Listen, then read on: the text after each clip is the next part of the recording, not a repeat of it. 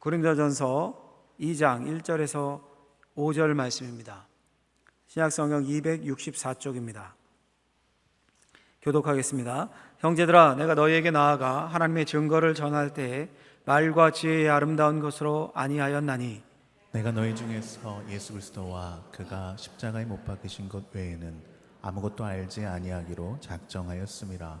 내가 너희 가운데 거할 때 약하고 두려워하고 심히 떨어노라. 내 말과 내 전도함이 설득력 있는 지혜의 말로 하지 아니하고 다만 성령의 나타나심과 능력으로 하여. 같이 읽습니다.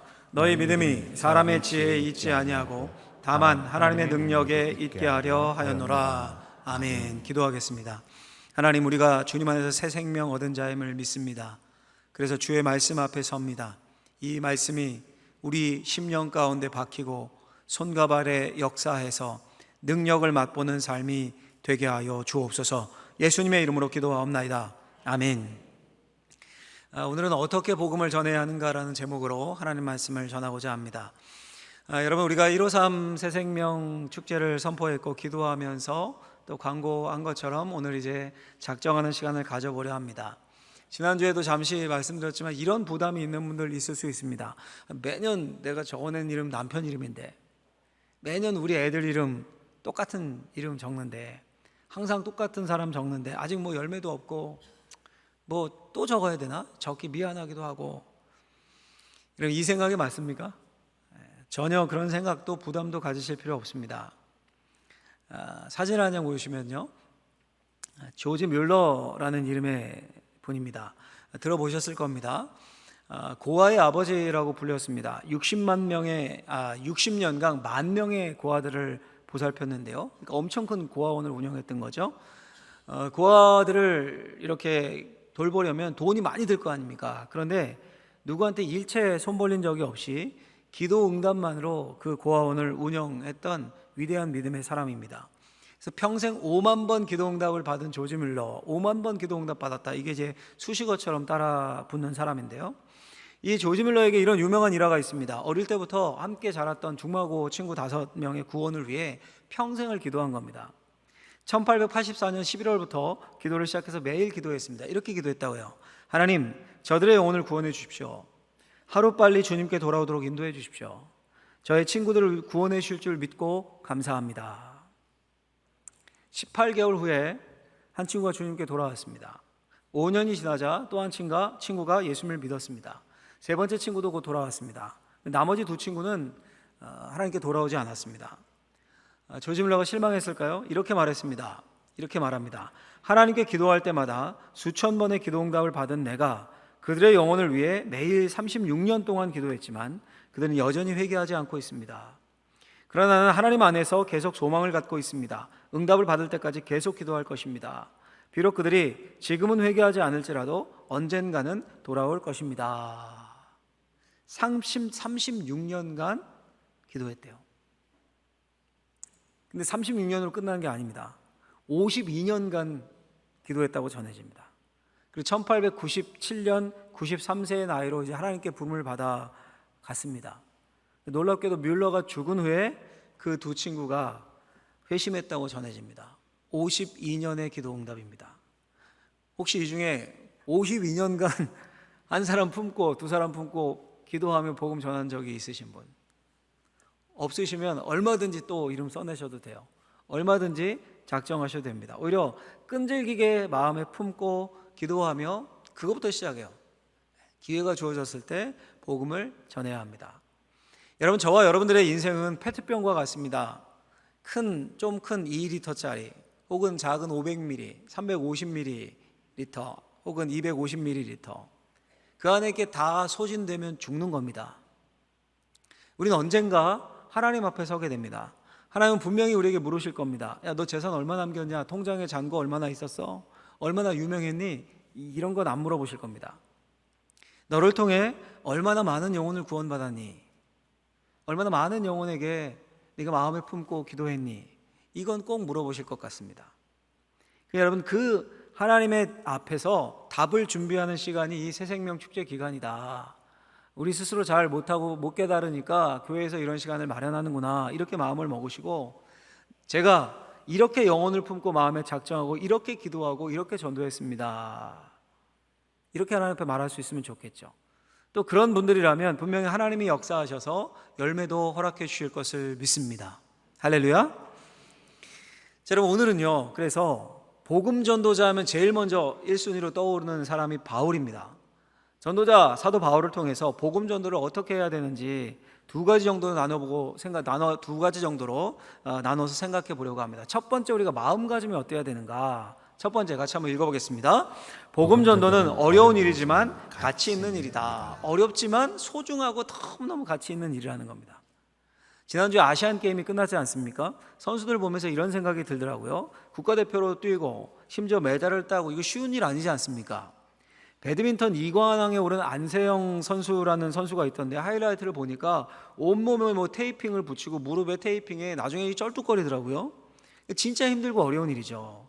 근데 그걸 자발적으로 합니다. 자발적으로. 메달이라도 따면 온 국민이 즐거워합니다. 요즘 최선 다해도 메달 못 따도 온 국민이 박수를 보내죠. 그러니까 한 경기 한 경기 어렵지만 너무 소중하고 너무 가치 있는 일인 겁니다. 그들에게는. 여러분 복음 전도가 마치 이와 같습니다. 사도 바울 한번 보십시오. 약 40여 년간 복음을 전했습니다. 바울이요 처음 할 때는 이게 어려운 거예요. 한 5년간은 아이고 힘들다 막 쩔쩔매고 한참 적응하고, 그리고 10년 지나고 탄력 붙고 15년 20년 때 막 베테랑이 돼서 복음 전도가 세상에서 제일 쉬웠어요. 떡 먹기보다 쉬웠어요. 이랬겠습니까 여러분?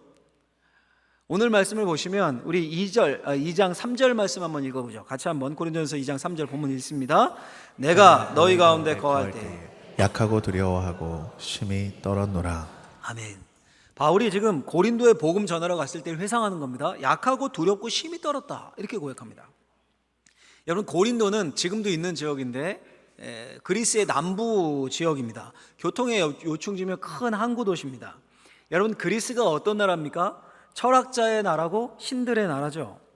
관념적이고 이성적이고 철학적인 사고를 하는 사람들에게 예수님의 죽음과 부활을 전하는 게 이게 쉬웠겠습니까? 또 그리스 신들이 얼마나 많습니까? 그리스 신화 자체가 있지 않습니까? 그게 다 신들이에요. 심지어 신들 하나하나 다 세다가 신이 빠져서 노하면 어떡하지?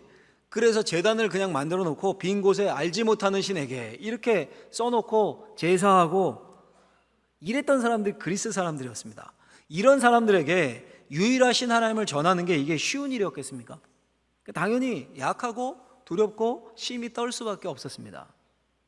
또 바울이 자비랑 사역을 했죠. 텐트 메이커로 텐트를 만들면서. 물론 많은 동역자들도 있었습니다. 근데 그건 복음이 좀 우호적인 지역에서만 가능했겠죠. 유대인이 좀 있고 우호적인 지역에서만. 그렇지 않은 지역에서는 직접 천막 만들어서 낮에 일하고 밤에 복음을 전한 겁니다. 그리고 먼 길을 배를 타거나 걸어 다녔습니다. 복음 전하다가 받은 박해는 이루 말할 수 없었죠. 여러 번 감옥에 갇히고 여러 번 매를 맞았습니다. 그래 여러분 바울이 그냥 휘파람 불면서 휘휘 불면서 유람하듯이 쉽게 복음 전한 게 아닙니다. 바울에게도 복음 전은 어려웠습니다. 그런데 바울은 거기에 목숨을 걸었습니다. 왜 그렇습니까?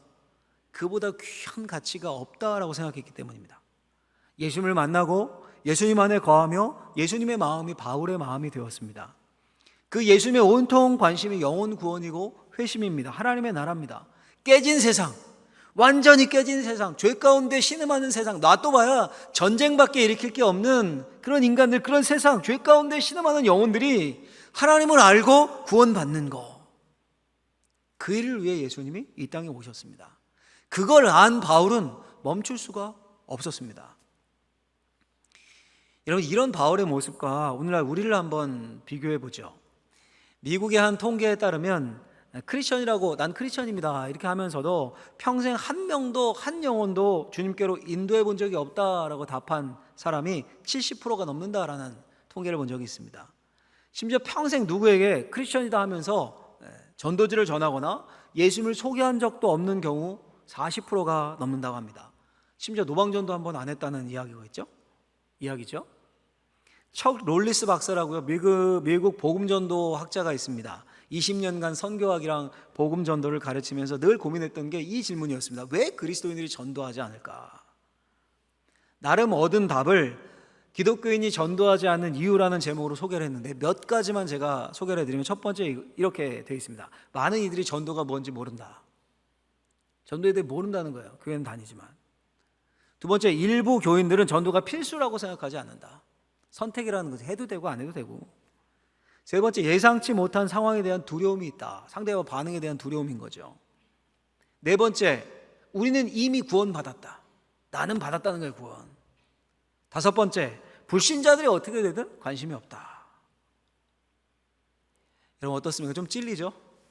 한마디로 하면 예수님의 관심과 우리의 관심이 완전히 다른 겁니다.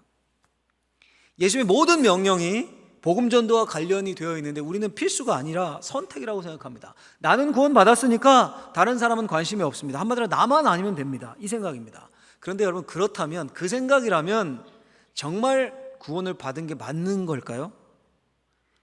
예수님과 생각이 다른데, 예수님과 관심이 다른데 구원을 받은 걸까요?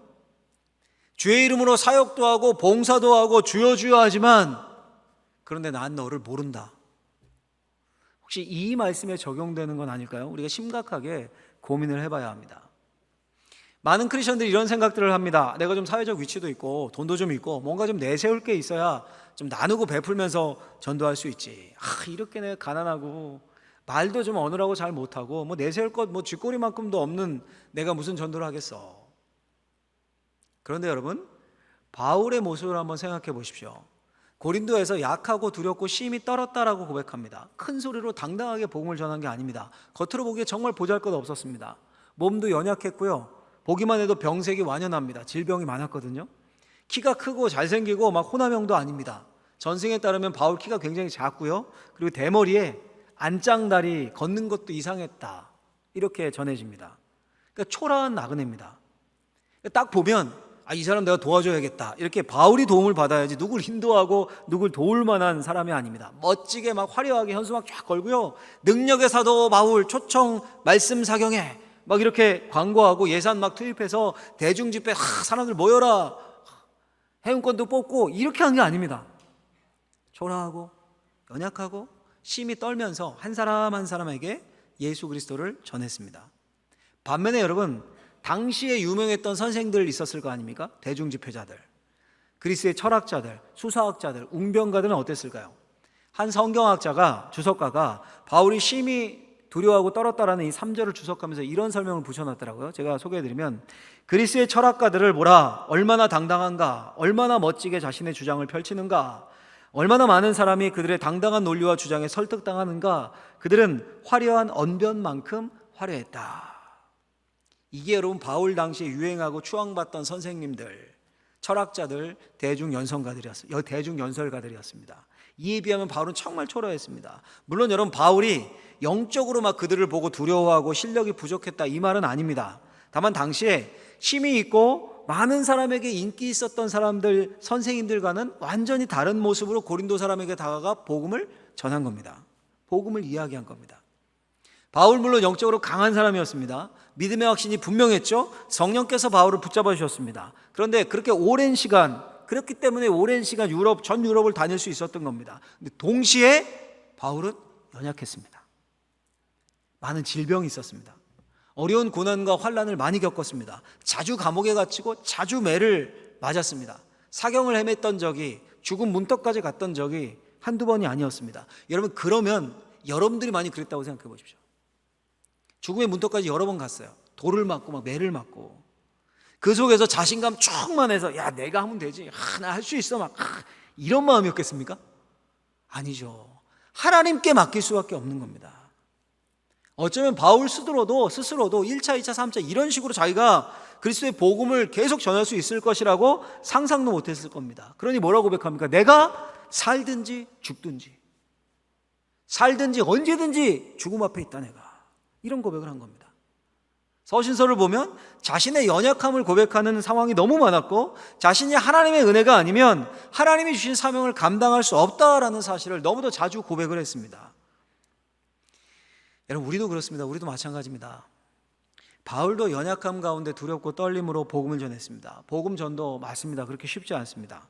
근데 여러분, 우리는 바울처럼 매맞진 않잖아요.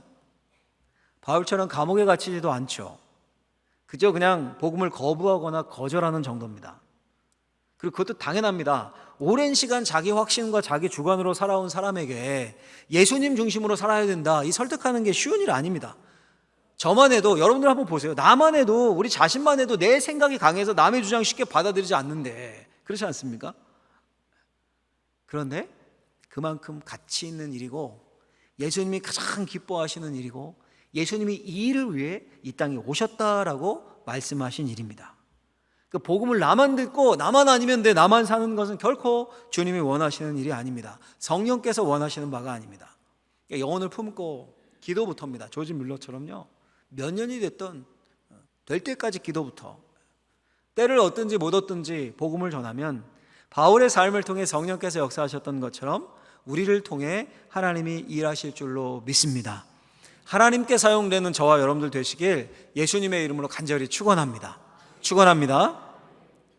두 번째로요, 자, 그럼 어떻게 복음을 전해야 될까요? 어떻게? 바울은 어떻게 복음을 전했을까요? 오늘의 핵심인데, 두 번째 같이 한번 읽어보겠습니다. 예수님과 나와의 관계를 말하면 된다. 예수님과 나와의 관계를 말하면 된다. 이게 바울의 전도 방법이었습니다. 여러분, 오늘 본문을 보면 우리가 가진 전도에 대한 오해가 뭔지를 알 수 있습니다. 또 우리가 복음을 전할 때 뭘 조심해야 되는가도 알 수 있는데요, 1절에 보면 이렇게 말씀이 시작합니다. 1절 말씀 같이 한번 읽어보겠습니다. 형제들아, 내가 너희에게 나아가 하나님의 증거를 전할 때에 말과 지혜의 아름다운 것으로 아니하였나니. 아멘. 하나님의 증거를 전할 때, 복음 증거했다는 거죠. 전도했다는 겁니다. 근데 전할 때 말과 지혜의 아름다운 것으로 전하지 않았다라고 말합니다. 아니, 복음 전도 말로 안 전하면 뭘로 전합니까? 도대체 바울이 뭘 했던 겁니까? 전도지 나눠주고 말았던 겁니까? 그 의미가 아니라, 이 말이라는 것은 수사학을 의미합니다. 고대 그리스 철학에 보면 수사학이 매우 발달했습니다. 그래서 아리스토텔레스라는 철학자는 수사학이라는 책을 아예 따로 썼을 정도로 2000년이 지난 지금도 그 고대 그리스의 수사학이 교과서로 많이 사용될 정도입니다. 여러분, 수사학이 뭡니까? 논리 있게 잘 전하는 거. 예를 들면 3단 논법, 논리학 뭐 이런 것들. 그러니까 어떻게 말하면 효과적일까? 어떻게 자신의 주장을 논리적으로 잘 펼칠 수 있을까? 어떻게 해야 사람들을 감동시키고 사람들을 이해시킬 수 있을까? 이런 걸 연구하고 그걸 하는 게 수사학인 겁니다. 그러니까 현란한 말의 기술이 최고로 인정받던 시대입니다. 최고로. 근데 바울은 말로 아니했다, 이렇게 말합니다. 수사학을 사용해서 잘 포장하고 치장해서 하나님을 소개하지 않았다는 겁니다. 성경을 수사학을 동원해서 이야기하지 않았습니다. 또 뭐라고 합니까? 지혜의 아름다운 것으로 하지 않았다. 당시 유명한 철학자들 중에서 소피스트라고 불리는 사람들이 있었습니다. 지혜로운 자들이란 뜻이에요. 지혜로운 자들. 지금도 전 세계에서 고대 그리스 철학을 연구하고 논문이 쏟아져 나옵니다. 그 지혜자들이 세상의 근원에 대해 탐구하고 인간 존재를 탐구하고 만물의 이치와 자연의 본질을 탐구했습니다. 계속 끊임없이 말하고 토론했어요. 계속 토론하고 책을 쓰고 학회를 열고 그걸 심포지움이라고 했습니다. 지금도 심포지움이라는 게 있죠. 그렇게 학파를 만들고 이론을 정립하고, 우리 사도행전에 나오지 않습니까? 에피쿠로스, 스토아, 소피스트, 그런 학파들을 만들고 계속 논의하고 토론하고 가르친 겁니다. 그게 지혜의 아름다운 것입니다.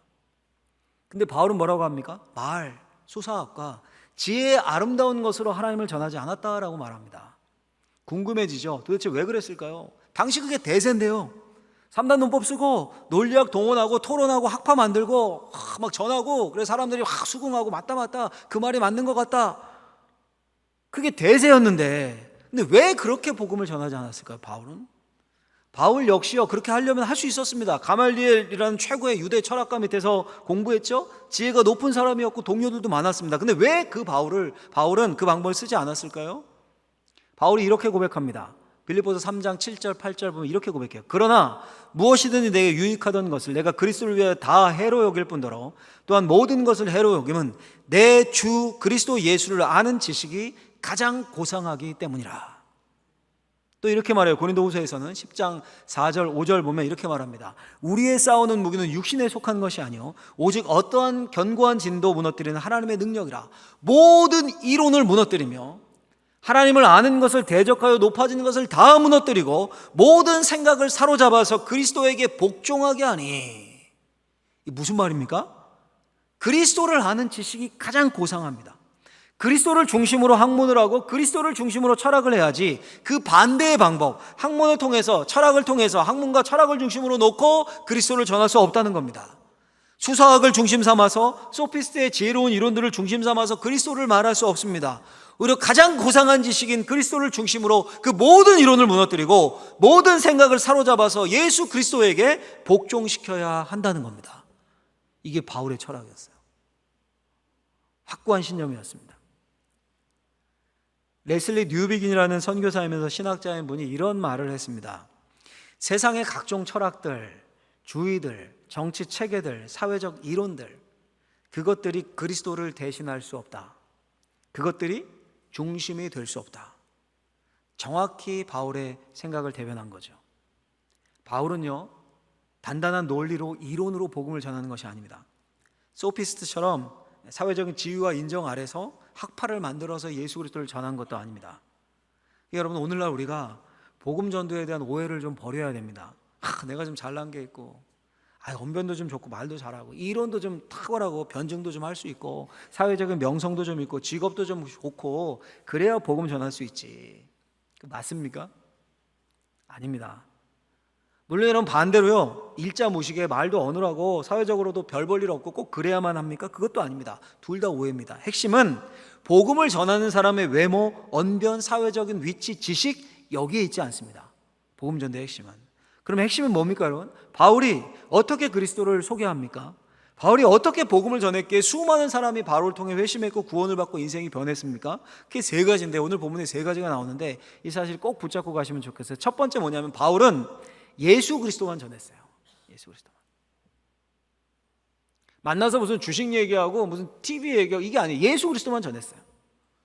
2절 보면 이렇게 되어 있습니다. 2절 말씀 같이 한번 읽어보겠습니다.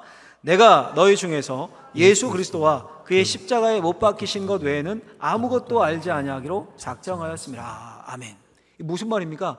예수님이 나를 위해 십자가를 지셨다는 사실만 전했다는 겁니다. 깨진 세상을 회복하기 위해서, 죄악된 세상을 회복하기 위해서 하나님이 직접 인간이 되셨습니다. 그분이 예수님입니다. 그 예수님이 이 세상에 오셔서 가장 한 핵심 사역이 십자가에 죽는 일이었습니다. 왜요? 왜요? 나 때문에. 나 때문에. 내 죄 때문에. 그것 말고는 알지 않기로 작정했습니다. 그리고 그걸 전했다는 겁니다.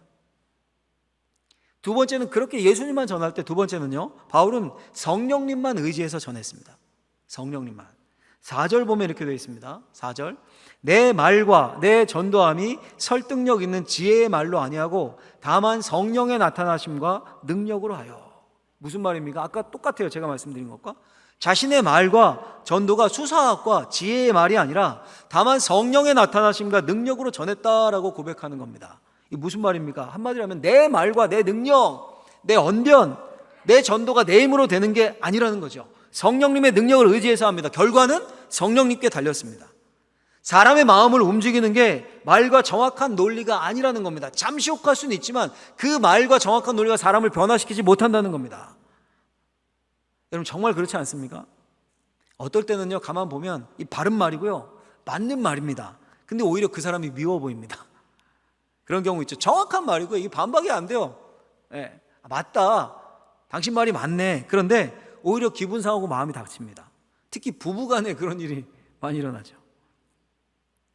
바울이 그 사실을 알았어요. 정말 중요한 것은 성령께서 그 영혼을 붙잡아 주셔야 합니다. 성령께서 그 귀를 열어주셔야 합니다. 성령께서 그 마음을 열어주셔야 합니다. 그거란 바울은 성령님만 의지하며 그리스도를 전했다, 이렇게 말하고 있는 겁니다. 여러분, 그럼 성령님만 의지했다는 게 어떤 거겠습니까? 간절히 기도했다는 겁니다. 깊이 기도하며 준비한 겁니다.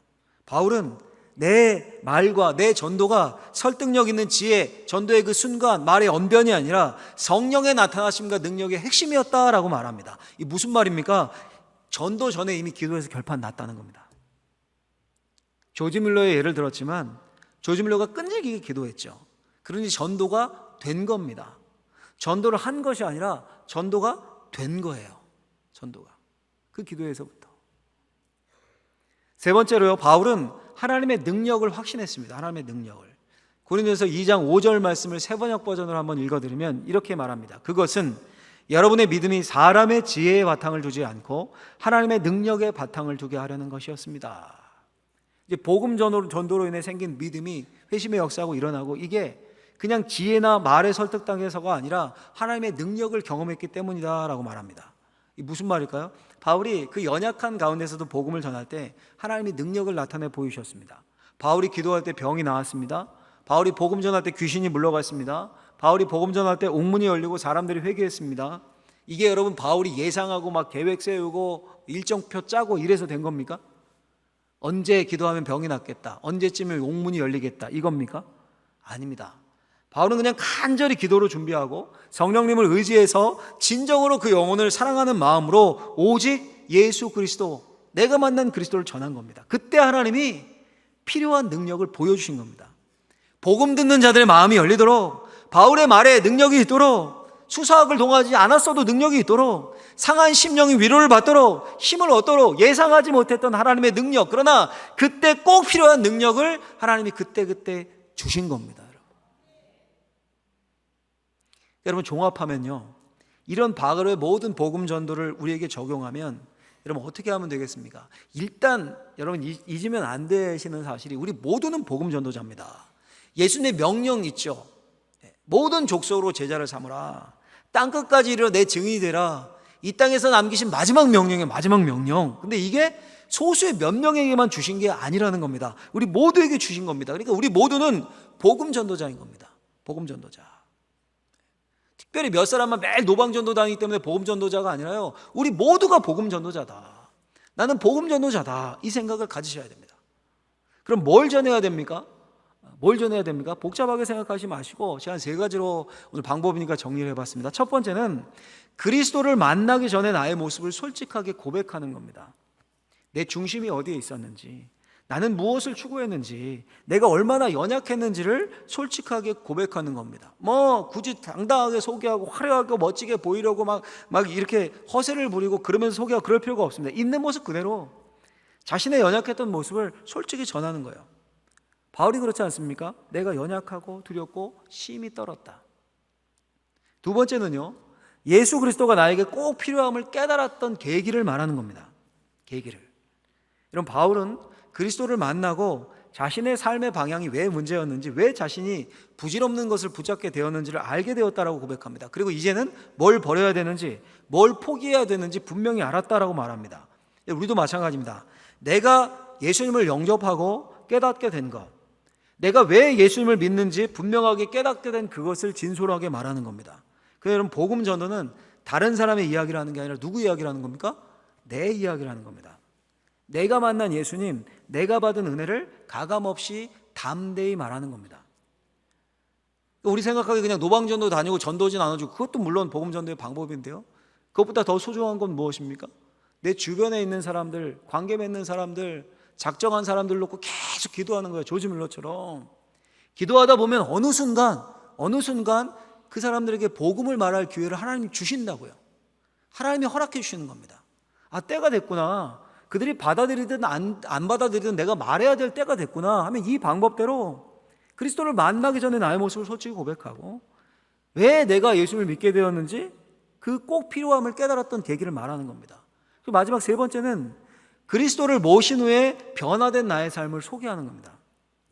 내 인생의 주인이 내가 아니라 그리스도를 내 주로 모신 후에 그분이 나를 어떻게 인도해 주셨는지를 말하는 겁니다. 여러분 예수 믿고 이런 복을 받고 이것도 잘 됐고 뭐 집도 막 땅값이 올랐고 이런 차원을 말하는 게 아닙니다. 예수를 믿고 그분의 가르침을 따라 살다 보니까 내 삶에 어떤 평안이 있고 어려움도 있고 고통도 있고 슬픔도 있었는데 그걸 어떻게 견딜 수 있었고 내 마음이 어떻게 겸손해졌고 내가 사람을 대하고 가정을 대하고 이웃을 대하는 방식이 어떻게 달라졌는지를 담담하게 말하는 겁니다. 사도행전에 보면 바울의 복음 전도는 길게 나와 있는 건 다 간증 형식입니다. 이 방법을 따랐던 겁니다. 바울이. 그때 역사가 일어났습니다. 성경에 보면 가장 하나님의 능력이 강하게 나타나는 순간이 복음을 전할 때입니다. 내가 만난 하나님을 말할 때입니다. 여러분 말씀을 정리하겠습니다. 크리스천이라면요 다 복음을 전해야 된다, 이 말 진짜 많이 들으셨을 겁니다.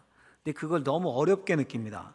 자신에게 달란트가 없다고 생각하고 내 처지가 곤궁해서 못하겠다라고 말합니다. 근데 여러분 그 말은 이 말과 다르지 않습니다. 하나님이 내 삶에 강력하게 역사하지 않으셔도 일하지 않으셔도 난 상관없습니다. 그냥 이렇게 교회나 왔다 갔다 하겠습니다. 여러분, 예수를 믿으면서도 아무런 능력과 변화도 경험하지 못하는 겁니다. 영혼을 살린 데서 오는 희열도 맛보지 못하는 겁니다. 여러분, 그게 예수님을 믿는 거겠습니까? 저도 가장 기쁠 때가 처음 우리 교회 왔다가 말씀을 듣다가 내가 예수님을 믿게 되었습니다. 회심했습니다. 이 고백을 들을 때 가장 기쁩니다. 가장 기뻐요.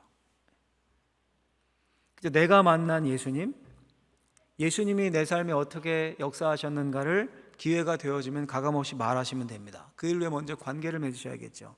가정에서부터 시작하셔야 됩니다. 가족들이 내가 그리스도 예수를 영접하기 전의 모습과 내가 그리스도를 영접한 후의 모습을 비교할 수 있게 하셔야 됩니다. 가정에서부터 증명하셔야 되는 겁니다. 가까운 친구들과 이웃들에게 증명하셔야 됩니다. 그것이 우리의 1차적인 사명이자 하나님의 뜻입니다. 그러니까 여러분, 내가 진짜 예수를 영접하지 못했고 내 삶의 주인이 여전히 나입니다. 주님이 나의 삶의 주인이십니다. 이 고백으로 주님을 따라가지 않는 사람이라면 복음 전도를 할 수도 없는 거예요. 내가 믿지 못했는데 누구를 뭘 끌어들이겠습니까? 그리고 무엇보다 복음 전도에 중요한 건 기도입니다. 기도가 99%입니다. 성령께서 역사하셔야 됩니다. 언변이 부족하다, 나의 모습이 약하다, 연약하다 이런 건 괜찮습니다. 근데 기도가 부족하다, 눈물이 부족했다, 간절함이 부족했다, 성령님께 이런 평가를 받으면 안 되겠죠. 여러분, 우리 모두 하나님 앞에 서는 날이 올 것입니다. 안 믿는 자들만 심판대에 서는 게 아닙니다. 여러분, 성경에 보면 믿는 자들, 안 믿는 자들이 동일하게 심판대에 섭니다. 하나님이 우리에게 물어보실 겁니다. 아무개야, 너 나의 증인으로 살았니? 아무개야, 너 나의 제자로 살았니? 내 주님, 주님이 아시죠? 이렇게 즉각적으로 담대히 답할 수 있는 저와 우리 사랑하는 모든 방어진 제일교회 성도님들이 되시기를 예수님의 이름으로 축원합니다. 축원합니다.